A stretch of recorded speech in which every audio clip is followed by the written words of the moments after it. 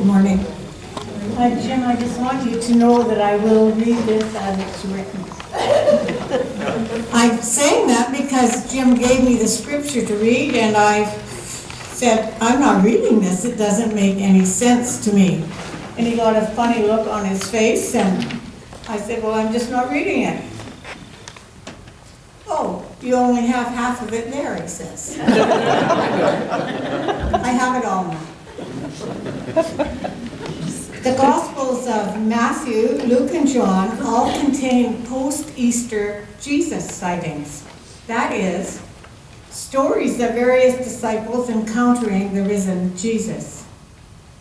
It seems obvious that these were not written as actual historical fact because they differ from one story to the next, both in terms of who witnessed and how Jesus interacted with the followers. The one similarity is that each time the disciples finally recognized Jesus, he simply vanished. The story element is important because it gives us a clue to the meaning of these miraculous stories. What was being conveyed in the telling of these stories was that Jesus himself was only real and visible to them up to the moment when they could embrace the power of his spirit and strength of his love in their own being. It was in that transformative moment that Jesus vanished and Christ came alive within their own being. This was the nature of resurrection for the growing number of followers in the weeks, months, and years after Jesus' death, as they committed to be the hands and feet of Christ in the world.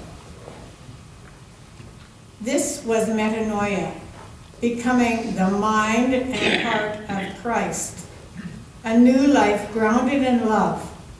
The practice of peace was born.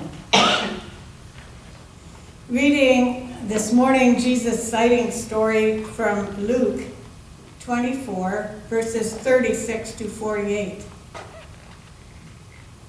While they were talking about the encounter with Jesus on the road to Emmaus, Jesus himself stood among them and said to them, "Peace be with you."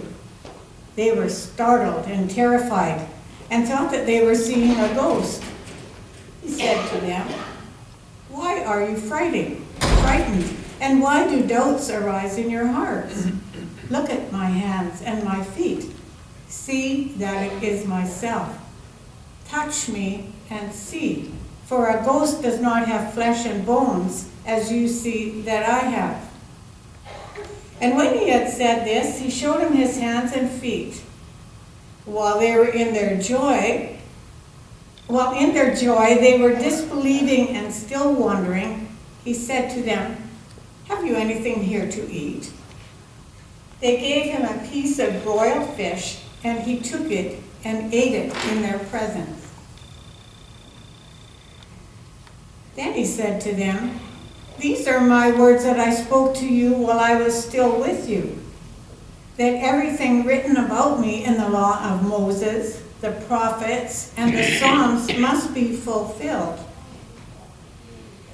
Then he opened their minds to understand the scriptures, and he said to them, "Thus it is written, that the Christ is to suffer and to rise from the dead on the third day,